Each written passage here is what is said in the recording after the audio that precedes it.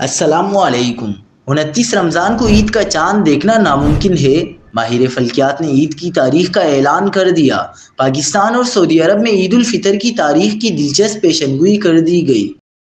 क्या आप हालात हाज़रा से आगाही हासिल करना चाहते हैं? खबर के पीछे छुपे असल हक़ाइक़ जानना चाहते हैं तो अभी सब्सक्राइब कीजिए जिलमिल पाकिस्तान को और साथ ही घंटी के निशान पर क्लिक कर दें। आपको बताते चलें कि पाकिस्तान में ईद उल फितर का चांद 29 रमज़ान मंगल को नज़र आने का मामूली इम्कान है। महकमा मौसमियात के मुताबिक पाकिस्तान में ईद उल फितर 10 अप्रैल बुध को हो सकती है। दूसरी जानिब सऊदी अरब के मशहूर माहिर फल्कियात और रोयत हिलाल कमेटी के रुकन अब्दुल्ला खुजैरी ने कहा है कि सऊदी अरब में पीर 29 रमज़ान को ईद का चांद देखना नामुमकिन है।